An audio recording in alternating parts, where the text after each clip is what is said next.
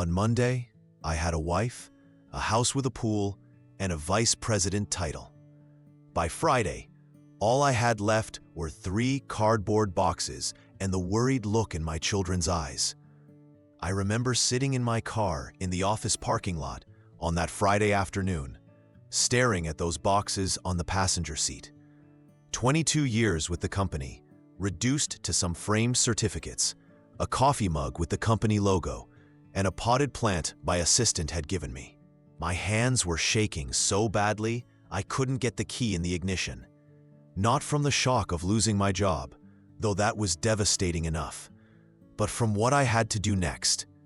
I had to drive home and tell Rachel that the life we'd built was over. Except when I got home, Rachel was the one with news. She was sitting at the kitchen table, our kitchen table in our beautiful house with the granite countertops and the view of the backyard pool. And she had papers spread out in front of her. Divorce papers. "I can't do this anymore, Mark," she said before I could even set down my boxes. "I've been unhappy for years. I've already talked to a lawyer." I stood there in the doorway, still holding my termination letter in my pocket, and I didn't know which bombshell to drop first. So I just said, "I lost my job today." She looked up at me, and for a moment I saw something like sympathy in her eyes. But then she said, "That doesn't change anything. We're still done." The next few weeks were a blur of lawyers and real estate agents and financial advisors, all of them using words like liquidation and asset division and temporary support arrangements. The house had to be sold. The equity would be split. Rachel was going back to work, something she hadn't done since our daughter Emma was born 16 years ago. I'd get the kids every other weekend and one night during the week. Standard custody arrangement. Everything was being divided down the middle, neat and clean, except nothing about it felt neat or clean. My son Jake was 17, a senior in high school. Emma was 14, a freshman. And when I sat them down to explain that their parents were getting divorced and we'd be selling the house and everything was changing, I saw their whole world crumble. Jake went silent, his jaw tight, his eyes focused somewhere past my shoulder.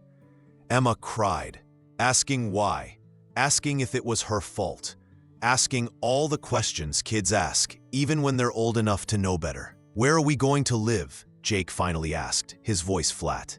"Your mom is getting an apartment on the north side, near her new job," I said. "And I'm looking for a place too, somewhere we can all be together when you're with me." "But where?" Emma asked. "Like a house? Can we still have our rooms?" I wanted to lie to her. I wanted to promise her that everything would be okay, that she'd have her own space, that life would go on as normal, just in 2 different locations. But I'd already been doing the math, running the numbers in my head obsessively for days. With no job, mounting legal fees, and the reality of supporting 2 households on whatever I could scrape together, I knew the truth. "It'll be smaller," I said. "A lot smaller. But we'll make it work." What I didn't tell them was that I'd been looking at apartments I could barely afford, even with unemployment benefits. I didn't tell them that I'd applied to 47 jobs in the past 2 weeks and gotten nothing but automated rejection emails. I didn't tell them that I was terrified, absolutely terrified, that I wouldn't be able to give them anything close to the life they were used to. The house sold faster than expected. It was a good market, and we'd kept it in perfect condition, all those years of Rachel managing every detail. We closed in 45 days, and suddenly I had my half of the equity in my bank account and nowhere to live. I'd found a 2-bedroom apartment in a complex about 20 minutes from Rachel's place, in a neighborhood that was safe, but definitely not the suburb we'd been living in. The rent was as much as I could manage, and the place was small, maybe 800 square feet total. 2 bedrooms, 1 bathroom, a living room that opened into a galley kitchen, No pool, no yard, no garage. Just a parking spot under a carport and a view of the parking lot. I signed the lease with a sick feeling in my stomach. This was what I could offer my kids. This was their dad's place now. I moved in on a Wednesday, carrying box after box up the stairs to the second-floor unit. I'd sold most of my furniture, keeping only what would fit. A couch, a coffee table, a small dining table with 2 chairs, my bed. The kids would need beds too, but I couldn't afford new ones yet. I bought air mattresses from Walmart, the kind you plug in to inflate, and told myself they'd be fine temporarily. That first night in the apartment, I sat on my couch in the empty living room and looked around at what my life had become. Bare walls, carpet that was clean but worn, a kitchen with appliances from the 90s, a bathroom where the shower pressure was barely a trickle. This was it. This was rock bottom. I was 48 years old, unemployed, divorced, and living in a place that felt like a college apartment. I pulled out my phone and looked at my bank account. After the first month's rent, deposit, and some basic furniture, my half of the house equity was already looking much smaller. I needed a job desperately, but the market was brutal. My field, corporate finance, was competitive even in good times. At 48, I was too expensive for entry-level roles and too old for the VP positions I'd been qualified for before. Every interview I managed to get ended the same way, with some version of "we'll be in touch," which was code for "you're overqualified, and we're going with someone younger and cheaper." My first weekend with the kids was approaching, and I wasn't ready. Not practically, not emotionally, not in any way that mattered. But Friday came anyway, and I drove to Rachel's new apartment to pick them up. She met me at the door, and I could see the judgment in her eyes when she looked at me, at my worn jeans and the stress I was wearing like a second skin. "They're nervous," she said quietly. "About your place. Emma's been asking questions I don't know how to answer." "Like what?" "Like whether you're okay, whether you have enough money, whether they're a burden." Her voice cracked on the last word. "Mark, they need to know you're stable." "I'm working on it," I said, trying to keep the defensiveness out of my voice. Jake and Emma came out then, both carrying backpacks. Emma's eyes were red, like she'd been crying. Jake looked like he'd rather be anywhere else. We drove to my apartment in silence, and when we pulled into the parking lot, I saw Emma's face fall. "This is it?" she said quietly. "This is it," I confirmed, trying to sound upbeat. "Come on, I'll show you around." The apartment looked even smaller with the 3 of us in it. I showed them their room, which had the 2 air mattresses side by side and not much else. "I know it's not what you're used to," I started, but Jake cut me off. "It's fine, Dad," he said, his voice tight. "We don't need a mansion." But Emma's eyes filled with tears again, and she went to the bathroom and locked the door. I heard the water running, probably to cover the sound of her crying. Jake stood in the living room, looking lost, and I felt like the biggest failure in the world. "Hey," I said to Jake, "help me figure out what we should do for dinner." He shrugged. "I don't know. What can we afford?" The question hit me like a punch to the gut. My 17-year-old son was worried about money. "We're fine," I said, even though we weren't. "How about pizza?" We ordered pizza from a cheap place, not the gourmet spot we used to order from, and ate it sitting on the couch, watching TV, because I didn't have a proper dining setup yet. Emma came out eventually and ate a slice without saying much. The whole evening felt strained and sad, like we were all pretending this was okay when none of us believed it. That night, I lay in my bed, listening to my kids whisper to each other through the thin walls, and I made myself a promise. I couldn't give them their old life back. I couldn't undo the divorce or the job loss or any of it. But I could figure out how to make this work. I could show them that we'd be okay, even if okay looked completely different than it used to. I just had no idea how to do that yet. The next morning, Saturday, I woke up to find Jake already awake, sitting on the couch, scrolling through his phone. "Morning," I said. "Where's Emma?" "Still sleeping," he said without looking up. "Dad, I didn't tell you. I was already awake. I'm very sorry for any disruption." The next morning, Saturday, I woke up to find Jake already awake, sitting on the couch, scrolling through his phone. "Morning," I said. "Where's Emma?" "Still sleeping," he said. "Dad, what's up?" He calmly returns her. I had not promised. "Are we poor now?" I sat down next to him, choosing my words carefully. "We're not poor, but we don't have as much money as we used to. I'm looking for work, and once I find something, things will get easier. Right now, we just need to be smart about how we spend."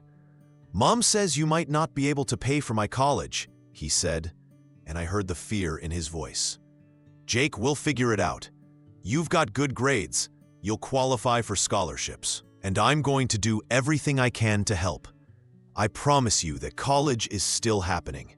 He nodded, but didn't look convinced. And honestly, I wasn't convinced either. I'd had a college fund for both kids, but it had been smaller than it should have been, and in the divorce settlement, it had been split along with everything else. There was still money there, but not enough for 4 years at a good school. Not without loans. Lots of them. Emma emerged from the bedroom, eventually, looking tired. "What do you want to do today?" I asked, trying to inject some enthusiasm into my voice. "I don't know," she said. "What is there to do?" It was a fair question.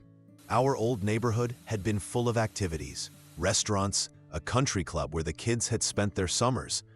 This neighborhood had a gas station, a grocery store, and a park that had seen better days. "We could explore the area," I suggested. "Find somewhere to get breakfast, walk around, see what's here." We ended up at a diner a few blocks away, the kind of place with vinyl booths and laminated menus, and coffee that came in thick ceramic mugs. It was nothing like the upscale brunch spots Rachel used to take the kids to, but the food was good and cheap. And slowly, over pancakes and eggs, we started to relax a little. "This place is actually pretty cool," Jake said, looking around at the vintage jukebox and the old photos on the walls. "It's like authentic or whatever." Emma was less impressed, picking at her food, but she wasn't crying, which felt like progress. After breakfast, we walked to the park. It was October and the leaves were changing, and despite everything, it was a beautiful day. We walked the trail that circled the park, not talking much, just being together. And somewhere during that walk, something shifted. Maybe it was the fresh air, or maybe it was just the three of us without any distractions. But I felt like we were actually present with each other for the first time since everything fell apart. "Dad," Emma said, as we sat on a bench watching some kids play basketball. "Yeah? I'm sorry I was bratty yesterday. The apartment is fine. I was just scared." "You don't have to apologize," I said, pulling her into a side hug. "This is scary. It's scary for me too, but we're going to figure it out together, okay?" She nodded against my shoulder, and I felt like maybe, just maybe, I hadn't completely failed them yet. That weekend set the pattern for the ones that followed. The kids would come over every other Friday, and we'd spend the weekend in my small apartment, figuring out how to be a family in this new configuration. I couldn't take them to expensive restaurants or buy them the things they were used to. So we had to find other ways to spend our time. We cooked together, which was something we'd rarely done in the old house where Rachel had managed all the meals. I taught them how to make simple, cheap dishes like spaghetti and chili and stir-fry. Jake turned out to have a knack for it, experimenting with spices and seasonings, making our basic ingredients taste better than they had any right to. Emma was less interested in the cooking, but liked helping set the table and pick music to listen to while we ate. We had game nights, playing cards and board games I found at thrift stores. We watched movies streaming on the one service I allowed myself to keep. We talked more than we ever had before. Maybe because there were fewer distractions, or maybe because the crisis had stripped away all the surface stuff and forced us to deal with what actually mattered. But it wasn't all heartwarming family bonding. There were hard moments too. Emma cried sometimes, missing her mom or her old room or her friends who lived across town now. Jake got angry, punching walls and slamming doors when the reality of our situation hit him.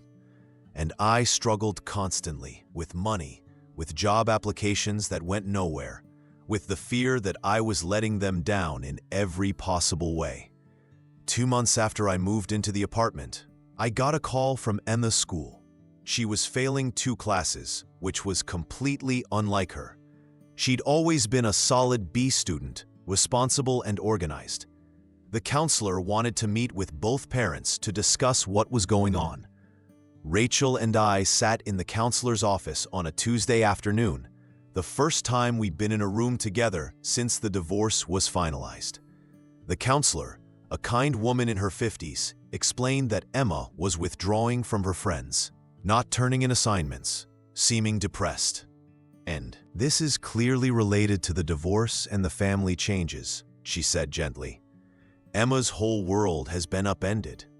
She needs support from both of you, and possibly professional counseling. Rachel looked at me like this was my fault, and maybe it was. Maybe if I hadn't lost my job, we could have worked through our problems. Maybe if I could provide better for the kids, they wouldn't be struggling so much. The counselor gave us referrals for therapists, and Rachel said she'd make the appointments since she had insurance through her new job and I didn't. Driving home from that meeting, I felt lower than I had in weeks. My daughter was falling apart, and I couldn't even afford to get her the help she needed. I was dependent on my ex-wife's insurance, living in an apartment that embarrassed my kids, still unemployed despite sending out resume after resume. But when I got home and checked my email, there was a message from a recruiter. A company was looking for a financial consultant, contract work, not a permanent position, but it was something. The pay was about half what I used to make, but it was infinitely better than nothing. I called immediately and somehow managed to get a phone interview scheduled for the next day. The interview went well, better than I expected. They needed someone who could come in and untangle a mess in their accounting department. A 6-month contract with the possibility of extension. It was grunt work, below my experience level, but I didn't care. I needed this. 2 days later, they offered me the position. I called Jake first, catching him after school. I got a job, I told him, and I heard the relief in his voice when he said, "Really? That's great, Dad." Then I called Emma, who was at therapy, so I had to leave a message. "Hey, sweetie, I have good news. I got a job, a good one. Things are gonna get easier now. I love you." The job started the following Monday, and suddenly I had structure again, purpose, a reason to get up and put on work clothes. The office was smaller than my old one, the work less prestigious, but I was grateful for it, in a way I'd never been grateful for my VP position. This job meant I could pay rent without anxiety. It meant I could buy real beds for the kids instead of air mattresses. It meant I could breathe a little bit. My first paycheck, I took the kids to a furniture store and let them each pick out a bed. Nothing fancy, but real beds with real mattresses and bed frames. We spent a Saturday afternoon assembling them. Jake reading instructions, Emma handing me screws. All of us laughing when we got things backwards and had to start over. When we finished and Emma flopped down on her new bed, she grinned at me. "This is so much better than the air mattress." "I should hope so," I said, and felt more proud of those 2 basic beds than I'd felt about any expensive purchase I'd made in my old life. The weeks turned into months. I kept working, kept showing up for the kids every other weekend and Wednesday nights. Emma started doing better in school. The therapy was helping. Jake was applying to colleges, some with good financial aid packages, some that were reaches but worth trying for. We were finding our rhythm, the three of us, learning how to be a family in this new shape. I learned things during those months, things I'd never had to know before. How to stretch a grocery budget by shopping sales and cooking from scratch. How to find free entertainment, parks and libraries and community events. How to fix things myself instead of calling a handyman, watching YouTube tutorials and figuring it out through trial and error. How to live with less and somehow feel like I had more. I learned how to talk to my kids differently too. In the old life, I'd been so busy, so focused on work and providing financially, that I'd rarely had real conversations with them. Now, in the small apartment with nowhere to hide, we talked about everything. About school and friends and their fears about the future. About the divorce and what they remembered about Rachel and me fighting. About what they wanted their lives to look like when they grew up. One night in January, about 6 months after everything fell apart, Jake and I were washing dishes after dinner, while Emma did homework at the coffee table. "Dad," Jake said, "can I tell you something?" "Always." "I was really angry at you for a while. For losing your job, for the divorce, for all of it. I blamed you." My hands stilled in the soapy water. "I know. I blamed me too. But I don't anymore," he continued. "I mean, it still sucks that things changed. But I kind of like this better. Like, I actually know you now. Before, you were just this guy who lived in our house and went to work.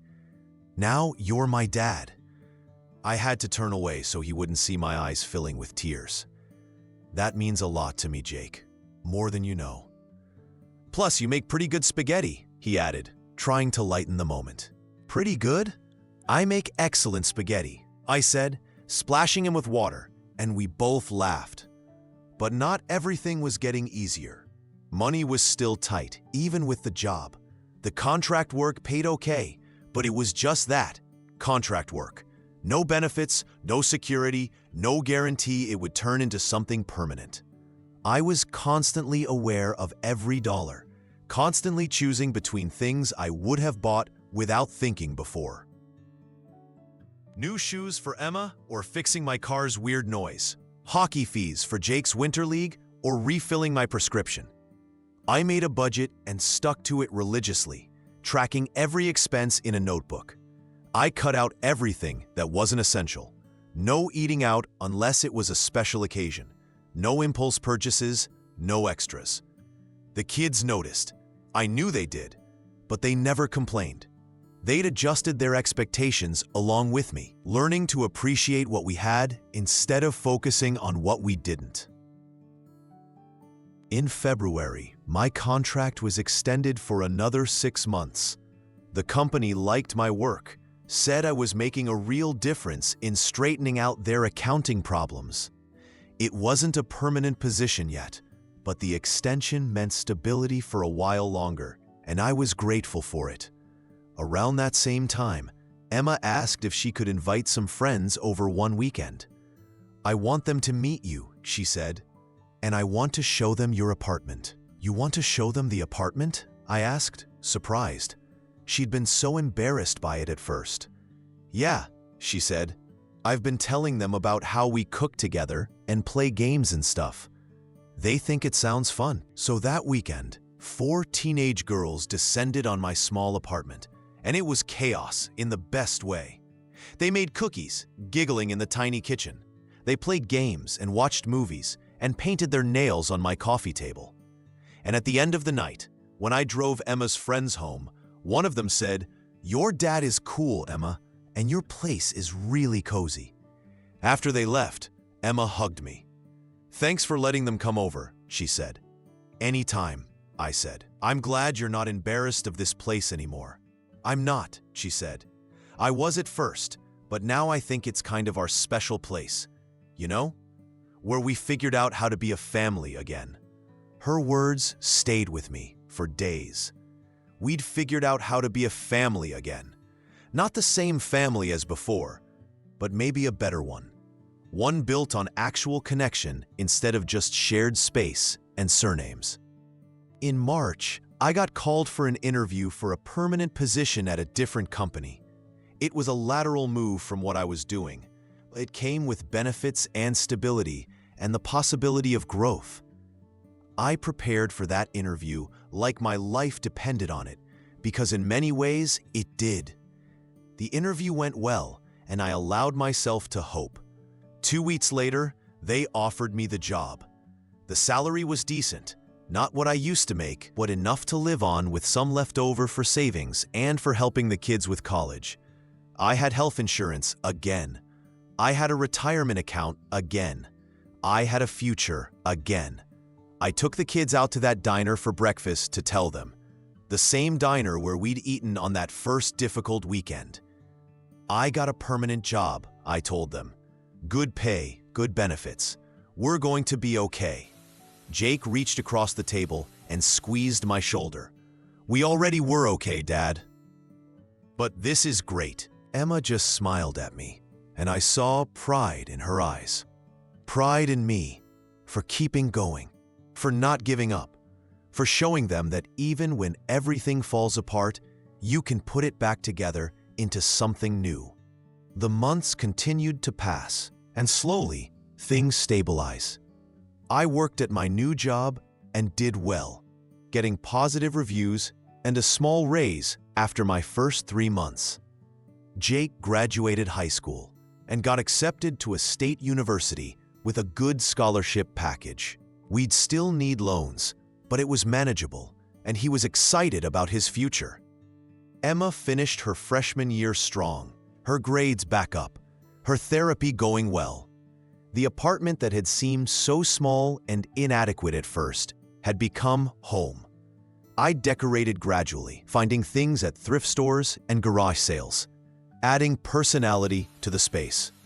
A painting for the living room, a bookshelf I'd built myself from lumber and brackets, plants that Emma helped me care for. It wasn't fancy, but it was ours.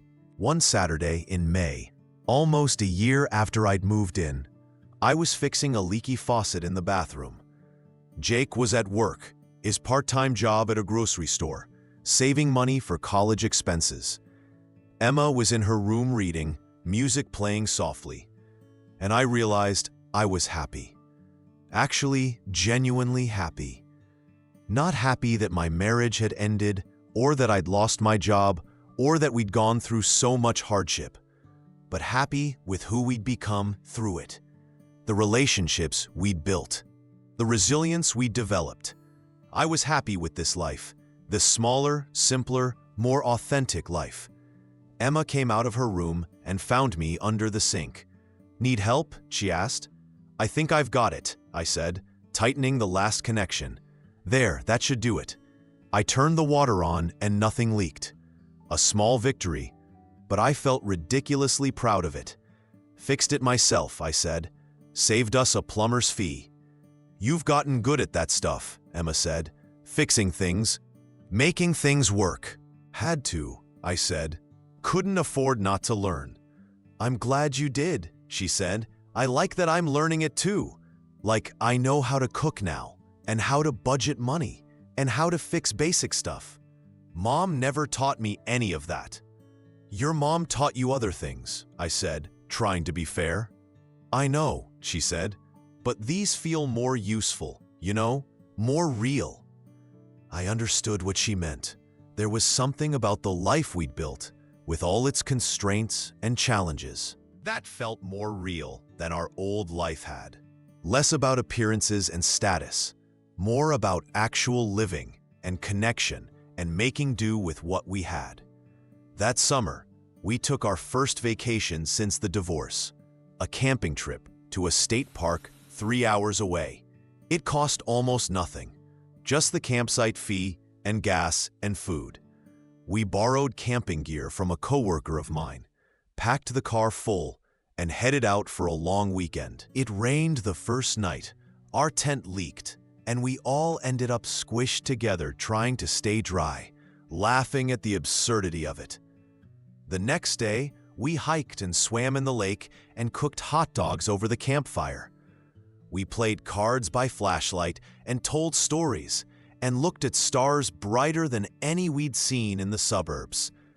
On the last morning, as we were packing up to leave, Jake said this was the best vacation we've ever taken. Really? I asked, surprised. We'd taken some pretty fancy vacations in the old days. Disney World, and beach resorts, and ski trips. Really? He said. Those other ones were fun, but they always felt like Mom and Dad's vacation, and we were just along for it. This felt like our vacation, the three of us, actually together. As we drove home that day, Emma asleep in the back seat, Jake riding shotgun, scrolling through the photos on his phone, I thought about the past year, about everything we'd lost and everything we gained. And I realized something important. I wouldn't choose to go through it again, wouldn't wish this kind of upheaval and struggle on anyone. But I also wouldn't trade who we'd become because of it. We'd lost material things, status, security, a certain vision of what our lives were supposed to look like. But we'd gained something more valuable. We'd gained each other, genuinely and authentically.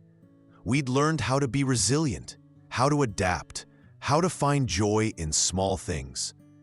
We'd discovered that we were capable of more than we'd known, that we could handle hard things, that we could build something meaningful from scratch. By the time fall rolled around again, we'd been in the apartment for a full year. Jake was packing for college, getting ready to move into his dorm. Emma was starting her sophomore year, thriving now, part of the drama club and making new friends. And I was settled in my job, doing well, even starting to date a little, though nothing serious yet. The weekend before Jake left for college, we had one last family dinner in the apartment. I made spaghetti, Jake's favorite that he'd taught me how to make better, and we ate sitting around my small dining table that barely fit 3 people. "I'm going to miss this," Jake said, looking around. "I know that's weird, to miss a tiny apartment, but I am." "It's not weird," I said. "This place represents a lot. It's where we figured out how to be us again." "You always say that," Emma said. "Be us again. But I don't think we were ever really us before. I think we became us here." She was right. The family we'd been before, living in that big house with all our stuff and our busy schedules and our surface-level interactions, that hadn't been us. That had been a performance of what a successful family was supposed to look like. This, the 3 of us in this small space, cooking together and talking and figuring out life together, this was real. After dinner, we all sat on the couch, squeezed together watching a movie, and I felt overwhelmingly grateful. Grateful for my kids and their resilience. Grateful for the job that let me provide for them. Grateful for this small apartment that had sheltered us while we rebuilt. Grateful for the hard lessons that had taught us what actually mattered. The next week, I helped Jake move into his dorm. We carried boxes up 3 flights of stairs, set up his room, met his roommate. When it was time for me to leave, he hugged me tighter than he had in years. "Thanks, Dad," he said, "for everything this year, for keeping us together." "You made it easy," I said. "You and Emma both. You could have been angry, could have blamed me, could have made it so much harder, but you didn't." "We were angry sometimes," he admitted, "but we got over it. You showed us how." Driving away from campus, I let myself cry a little. Not sad tears, though there was sadness mixed in there at this stage of life ending, but mostly tears of relief and pride and gratitude. We'd made it through.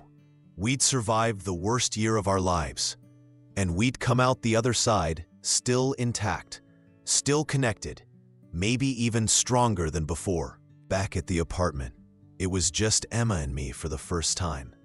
She had her own room now, Jake's bed empty across from hers. "It's weird with just the two of us," she said that first night. "It is," I agreed. "But we'll figure out our rhythm, just like we did before." And we did. Emma and I developed our own routines, our own traditions. Friday nights became our night to try cooking something new, experimenting with recipes we found online. Sundays we'd go to the farmer's market and pick out fresh vegetables, then come home and prep meals for the week. She taught me about her music and her shows, and I taught her about investing and taxes and all the practical life stuff I'd learned the hard way. One evening in October, we were cooking dinner together, some complicated pasta dish that wasn't turning out quite right. And she said, "Dad, can I tell you something?" "Of course," I said, trying to fix the sauce that had gotten too thick. "I used to be so embarrassed about our apartment, about not having money like Mom does, about you losing your job, all of it. I didn't want anyone to know." "I know," I said gently, "that's natural. But now I'm kind of proud of it," she continued. "Like, my friends' parents all have normal lives, marriages that work, jobs that didn't disappear, whatever. But you lost everything and you just kept going. You figured it out. That's kind of badass." I laughed at her language. "I'm badass?" "Yeah," she said seriously. "You are, and I want to be like that. When things get hard, I want to be someone who figures it out instead of falling apart." "You already are," I told her. "You've been through so much this year, and look at you. Honor roll, leading role in the school play, good friends. You didn't fall apart either." "I guess not," she said, smiling a little. Then she tasted the sauce and made a face. "But we're falling apart at cooking this. Should we just order pizza?" "Probably," I laughed. "The cheap place?" "Obviously, but the good cheap place, not the really cheap place." We ordered pizza and ate it on the couch, and I thought about how far we'd come. How a year ago, Emma had cried when she saw this apartment, and now she called it home. How Jake had worried we were poor, and now he understood we were something better than rich. We were resourceful.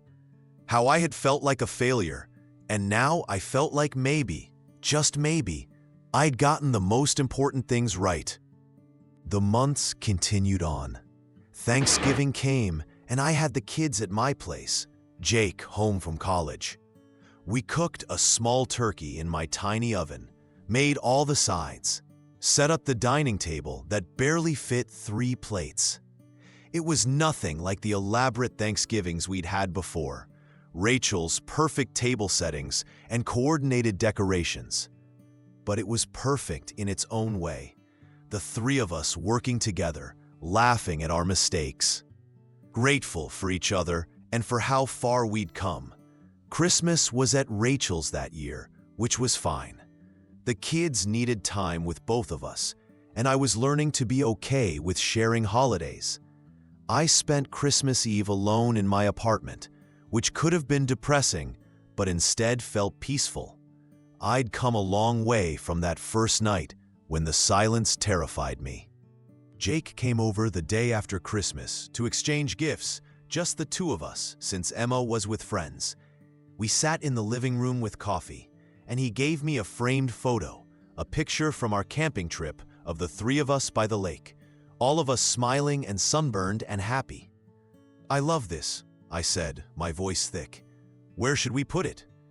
"I was thinking there," he said, pointing to a spot on the wall above the couch. "Right in the center, because that's what we are now, right? Centered. Like we figured out what matters." I hung the picture right then, and we sat back down and looked at it together. 3 people who'd been through hell and come out the other side. Not unchanged, but better for the changes. Stronger, more authentic, more connected to what really mattered. "Dad," Jake said after a while, "I need to tell you something. I got my housing assignment for next semester, and I could have gotten a single room, but I didn't. I chose to keep my roommate, to stay in the double. Okay, I said, not sure where he was going with this. I did that because this year, living here, sharing a room with Emma, it taught me something. I used to think I needed my own space, my own stuff, everything separate. But I learned that sometimes the best stuff happens when you're squeezed together, when you can't hide in your own room, when you have to figure out how to share space and deal with other people. Does that make sense? Perfect sense, I said. I'm glad you learned that. I learned it from you, he said, from watching you make this work, making us work, even when it was hard and cramped and not what any of us wanted at first. After Jake left that evening, I sat in my apartment alone, looking at that photo on the wall, and I let myself feel proud. Really, genuinely proud of what we'd built from the ruins of our old life. I'd lost my marriage, my job, my house, my status, almost everything that I'd thought defined me. But in losing all of that, I'd found something infinitely more valuable. I'd found out who I actually was, what I was capable of, what I truly valued. And I'd built a real relationship with my kids, one based on authenticity and shared struggle, rather than just biology and proximity. The spring semester started, and life continued its forward momentum. Emma tried out for the varsity soccer team and made it, which meant practices and games and a whole new schedule to coordinate. I went to every home game I could, standing on the sidelines with the other parents, cheering her on. Sometimes I'd see parents from our old neighborhood there, people who'd known us when we had money and status, and I'd feel that old flash of shame. But it passed quickly now. I'd learned that their opinions didn't matter, that my worth wasn't tied to my income or my zip code or anything external. One Saturday in March, I was at Emma's game when I ran into a former colleague, someone who'd worked under me at my old company. He looked uncomfortable when he saw me, like he wasn't sure whether to acknowledge me or pretend he hadn't noticed. But I walked over and shook his hand. "Mark," he said, surprised. "How are you? I heard about what happened with the company. That was rough." "It was," I agreed. But I landed on my feet. Got a good job doing well. "How are things there?" "Honestly, not great. They've had 3 VPs in your position in the past year. None of them lasted. The place is kind of falling apart." He paused, then said, "You know, I always respected how you handle things. When they let you go, you didn't trash talk the company, didn't make a scene. You just quietly moved on. That took class." "I didn't feel classy at the time," I admitted. "I felt like a failure." "Well, you weren't. You aren't. And from what I hear, you're doing better than most of the people still there. They're all miserable, stressed, worried about being next. You got out and built something new. That's pretty impressive." After he walked away, I thought about his words. I had built something new. Not just a new job, but a new life, a new relationship with my kids, a new understanding of what mattered. And he was right. It was impressive. Not because I'd wanted to do it or chosen it, but because when I'd had no choice, I'd figured it out anyway. Emma's team won their game, and afterward, she ran over to me, sweaty and happy. "Did you see my assist?" she asked. "I saw it. That was amazing. When did you get so good at soccer?"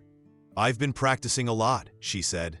"It's like, I don't know, it helps me clear my head, and the team is really cool. They're my people, you know?" I knew exactly what she meant. Finding your people, finding the things that made you feel like yourself. That was what the past year and a half had been about for all of us. That night, Emma and I went to the good, cheap pizza place, our regular spot now, and she told me about her friends and her classes, and a boy she kind of liked but wasn't sure about. We talked like friends, like equals almost, and I realized that this was another gift of our circumstances. The old distance between parent and child had dissolved out of necessity, and what had emerged was something more honest, more connected. "Dad," she said as we were finishing our pizza, "I've been thinking about next year, about high school and what comes after." "Yeah? What about it?" "I want to go to college, obviously, but I don't want you to go broke paying for it. I've been looking at scholarships, and I think if I keep my grades up and keep playing soccer, I might be able to get some good ones. And I could work, save money. I don't need to go to some expensive private school. A good state school would be fine." "Emma, we'll figure it out together," I said. "Don't limit your dreams because of money." "I'm not limiting them," she said. "I'm being realistic. You taught me that. Like, dreams are great, but you also have to deal with reality. And the reality is, we don't have unlimited money, and that's okay. We have other things that are better." "Like what?" "Like each other," she said simply. "Like, I know kids whose parents are still together and have tons of money, but the parents barely talk to them, barely know them. But you know me, Dad. You actually know who I am. That's worth more than money for some fancy college." I reached across the table and squeezed her hand. "When did you get so wise?" "I learned from the best," she said, grinning. "You and Jake. You guys showed me that you can lose everything and still be okay. Better than okay, actually." In April, my company offered me a promotion.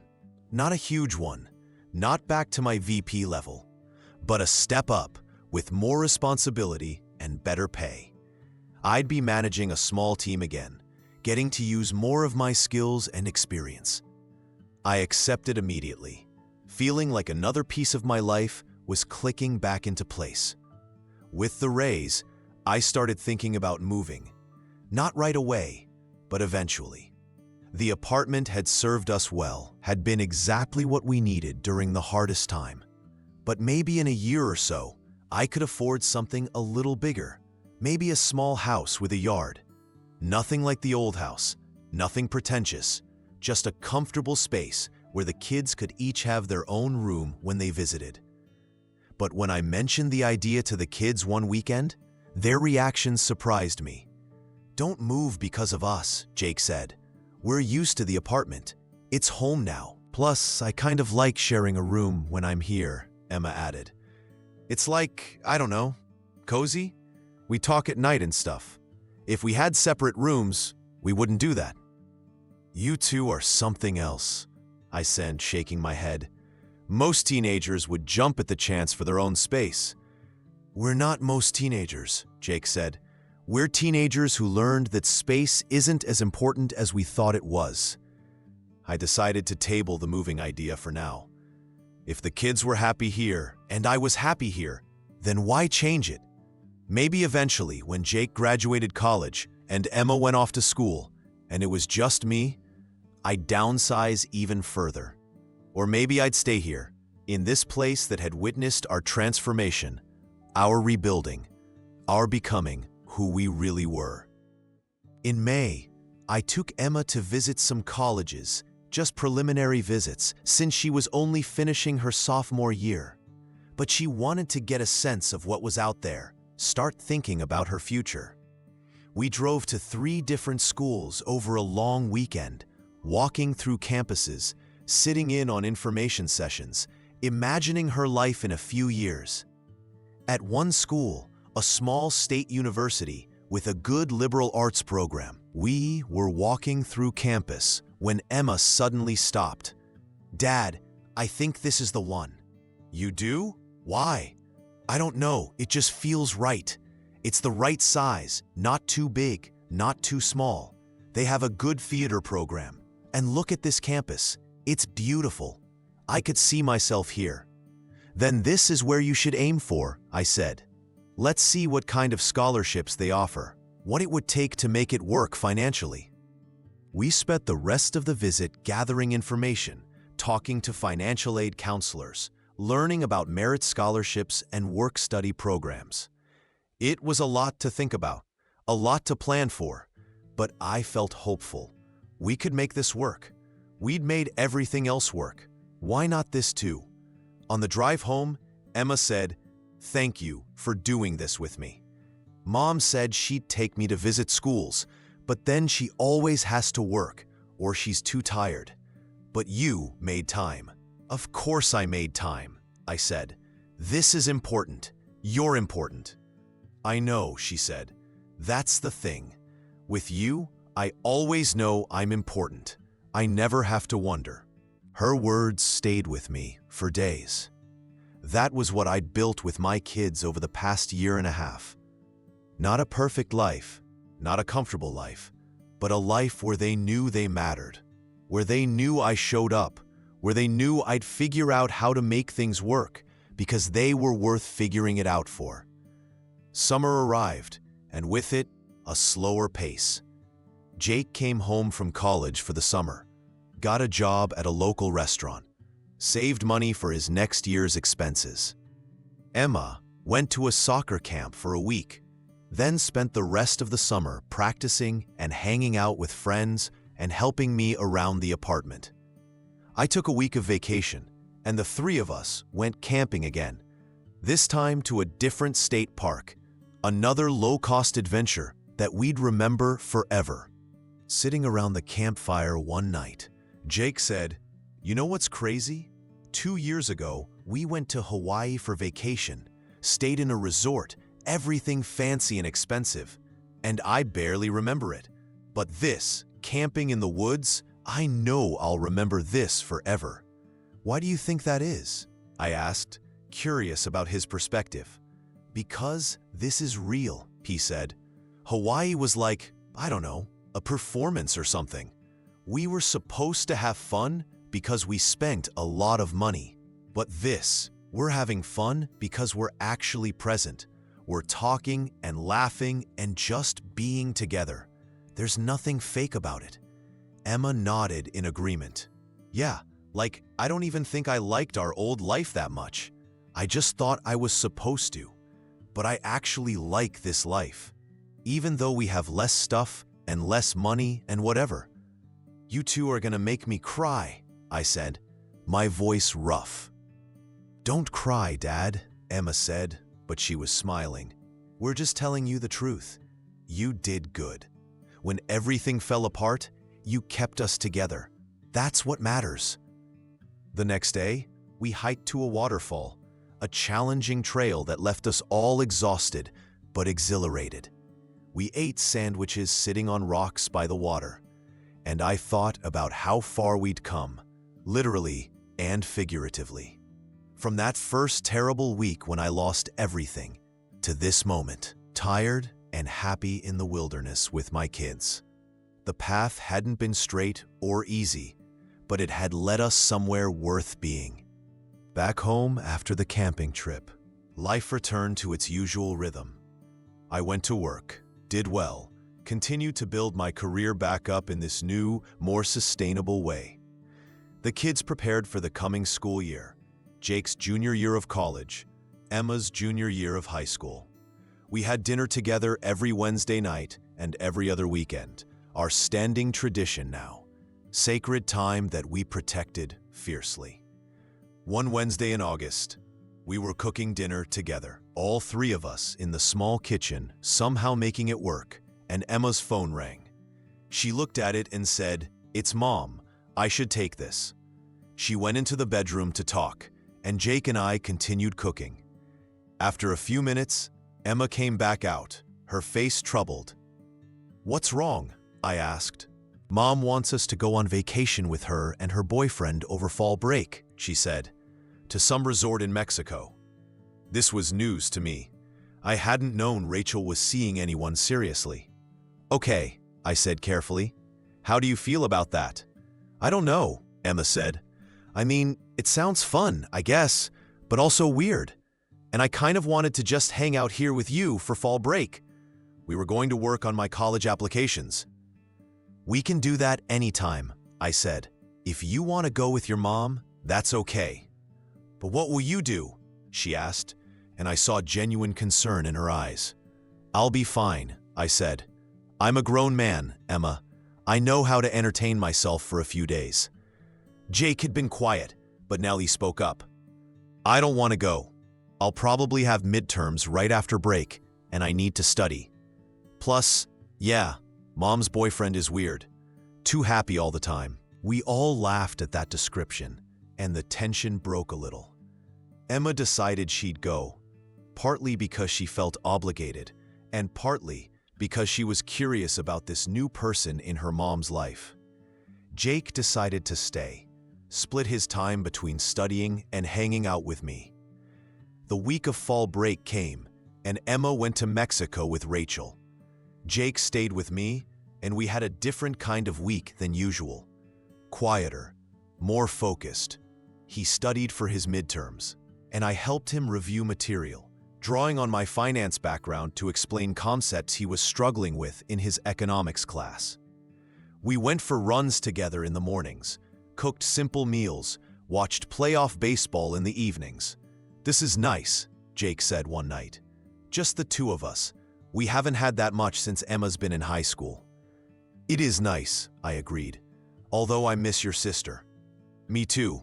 But it's good she's with Mom. She needs that relationship too. He was right, and I was grateful that he understood that. One of my fears through the divorce had been that the kids would feel like they had to choose sides, but they hadn't. They'd maintained relationships with both of us, even though those relationships look different now. Emma came back from Mexico with a tan and stories about the resort and her mom's boyfriend, who she described as actually pretty nice, even if he is too cheerful. She showed us pictures on her phone, and I felt something unexpected. I was happy for Rachel, happy that she'd found someone, that she was moving on with her life. There was no bitterness or jealousy, just genuine good wishes for someone who'd once been my partner and was now finding her own path. Fall continued its progression toward winter. Emma applied to colleges, including that state school she'd fallen in love with during our visit. She wrote her essays with my help, edited and revised them until they captured who she really was. This resilient, thoughtful young woman who'd been forged in the fire of our family's crisis. Jake continued to do well in school, made the dean's list, started talking about maybe going to graduate school eventually. And me? I continued to show up, to work hard, to be present for my kids, to build this life that looked nothing like what I'd planned, but was exactly what I needed. I went on a few dates here and there, nothing serious, just testing the waters of what it might be like to share my life with someone eventually. But I wasn't in a hurry. I'd learned that being alone wasn't the same as being lonely, that I could be perfectly content with my own company and the relationships I'd built with my kids and friends. In November, I got a call from my old boss, the one who'd fired me almost 2 years earlier. The company was struggling, he explained, and they wanted to know if I'd be interested in coming back. They'd offer me a similar position to what I'd had before. Good salary, all the perks. I listened to his pitch, and I felt nothing. No excitement, no vindication, no desire to return to that world. I appreciate the offer, I told him, but I'm happy where I am. I've built something good here, and I'm not looking to change it. After I hung up, I sat in my apartment, in this modest space that had become my sanctuary, and I felt proud. Proud that I'd turned down the money and status. Proud that I knew my own priorities now. Proud that I couldn't be tempted back into a life that had looked good on the outside, but had hollowed me out on the inside. When I told the kids about the offer at dinner that night, Jake said, "You turned it down? Really? Really? Why? Do you think I should have taken it?" "No," he said slowly. "I just think, I don't know, that it says something. That you've changed that much. The old you would have taken it without even thinking." "The old me didn't know any better," I said. "The new me knows what actually matters. Emma raised her glass of water in a toast. To the new you, who is way better than the old you. To the new us, I corrected, and we clinked glasses. December brought the holidays again. Our second since the divorce. We'd established our traditions now. Knew how to split the time between Rachel's place and mine. Knew how to make it work without drama or guilt. Christmas morning was at my apartment, just the three of us, and we made pancakes and opened modest gifts and watched movies in our pajamas all day. It was perfect. As the year drew to a close, I found myself reflecting on how much had changed since that terrible Friday when my entire life imploded. I'd lost my job, my marriage, my house, my financial security, everything that I'd thought defined me as a successful person. But in losing all of that, I'd gained something infinitely more valuable. I'd gained myself. Not the performance of myself, not the version of me that existed to meet other people's expectations, but my actual self. The person who could be content with less, who valued connection over status, who could fix a leaky faucet and cook a decent meal and show up for his kids in ways that actually mattered. I'd gained a real relationship with my children. Not the distant, surface-level connection we'd had before, but something deep and authentic and built on shared struggle and mutual respect. They knew me now, really knew me, and I knew them. We'd been through hard things together, and we'd come out the other side, closer than ever. I'd gained resilience and creativity and resourcefulness. I'd learned that I could handle things I never thought I could handle, that I could figure out solutions to problems that seemed insurmountable, that I could build a life from scratch when everything I'd built before came crashing down. I'd gained perspective. I knew now what mattered and what didn't, what was worth fighting for and what was worth letting go. I knew that happiness didn't come from external circumstances, from money or status or possessions, but from authentic connections and meaningful work and the small daily moments of presence and joy. New Year's Eve, the kids were both with Rachel, which was fine. I spent the evening alone in my apartment, which would have devastated me 2 years ago, but felt peaceful now. I made myself a nice dinner, nothing fancy, but something I enjoyed. I poured myself a glass of wine.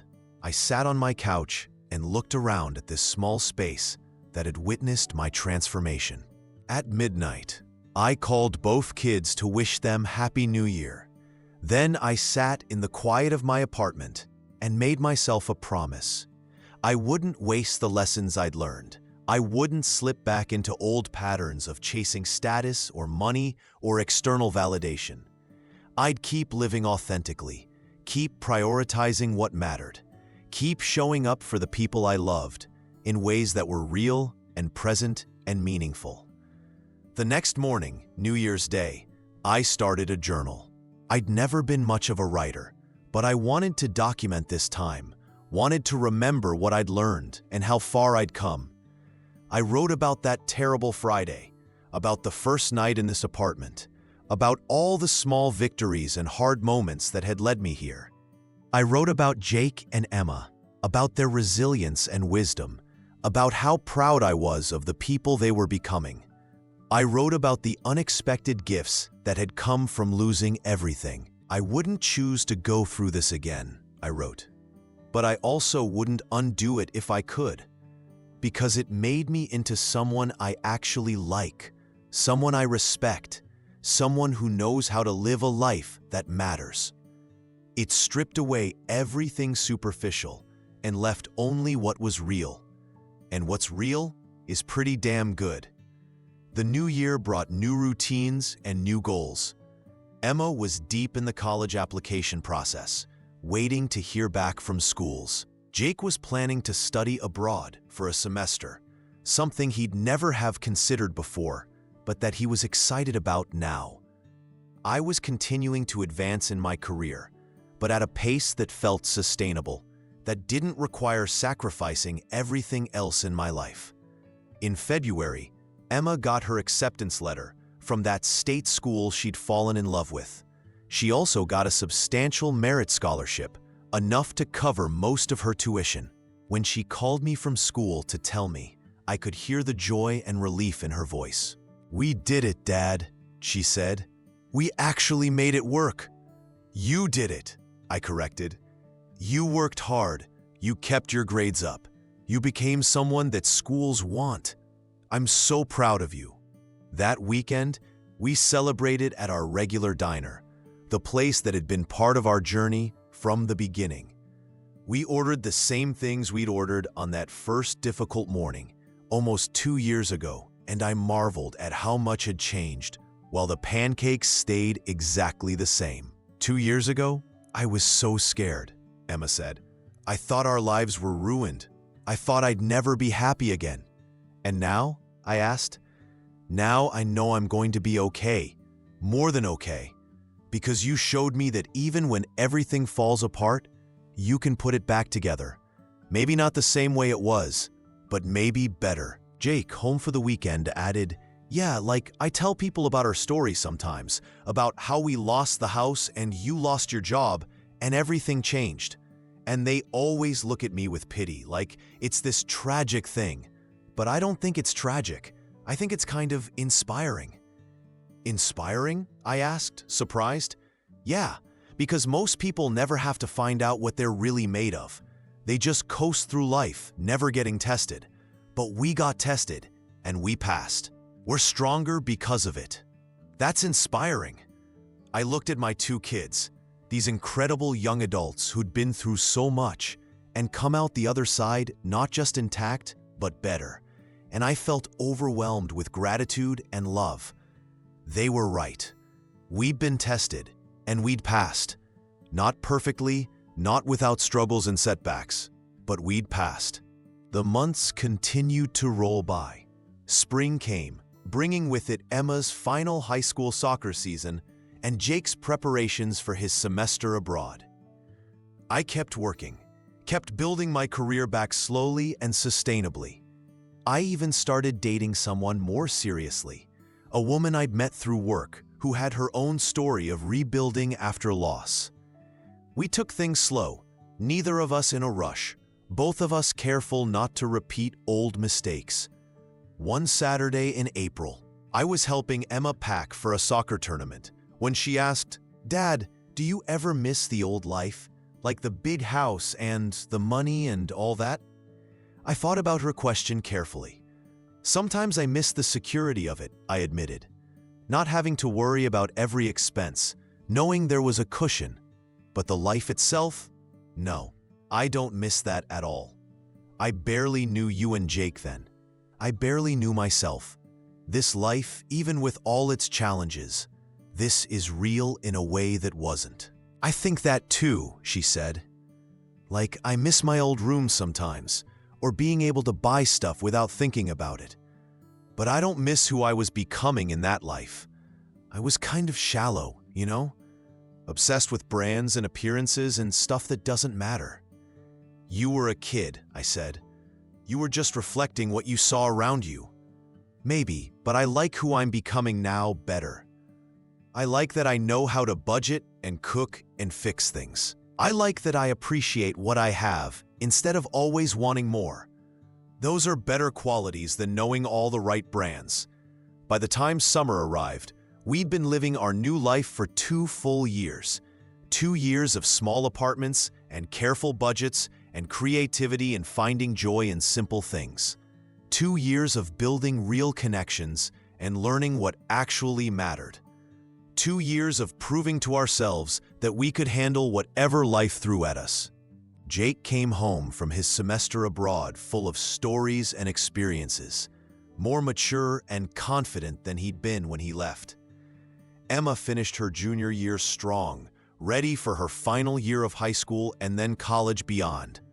And I continued to build this life I'd created, this authentic, meaningful, present life.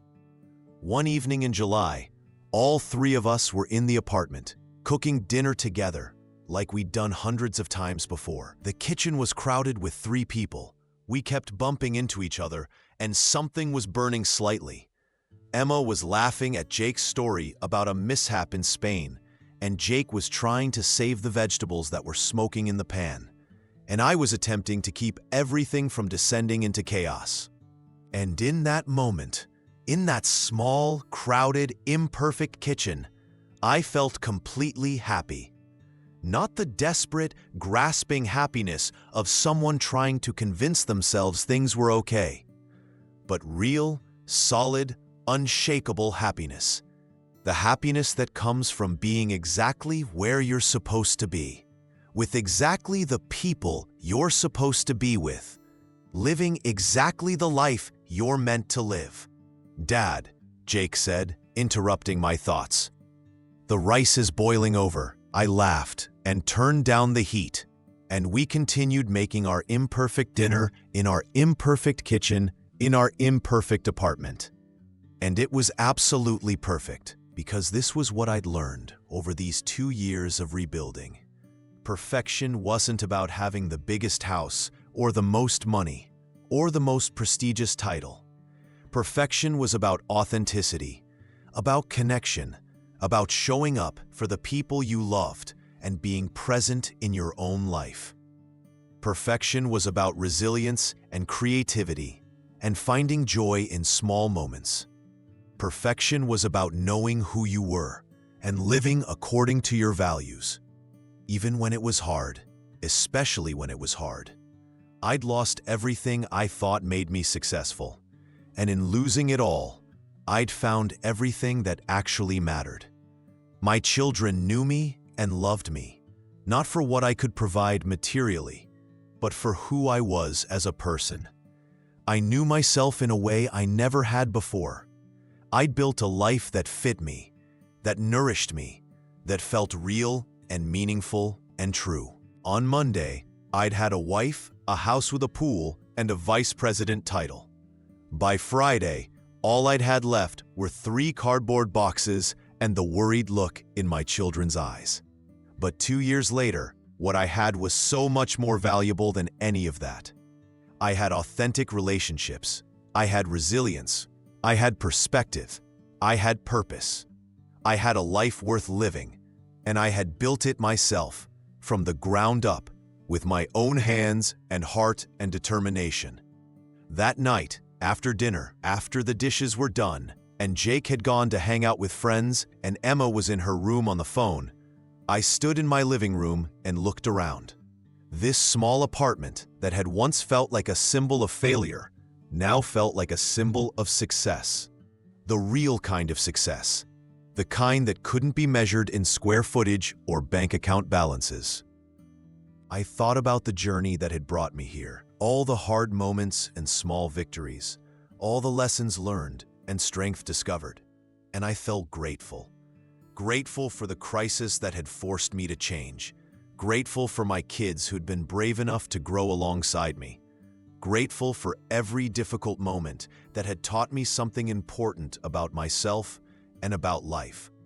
I wouldn't have chosen this path, but walking it had made me into someone I was proud to be. Someone who could handle adversity with grace, who could build something meaningful from nothing, who could show up authentically for the people he loved. Someone who understood that the most valuable things in life couldn't be bought or lost in a corporate restructuring or divided in a divorce settlement. The most valuable things were built slowly, carefully, in small moments of connection and presence and love. They were built in crowded kitchens and at cheap diners and on camping trips and in late-night conversations. They were built through showing up, through being real, through choosing authenticity over performance every single day. And those things could never be taken away.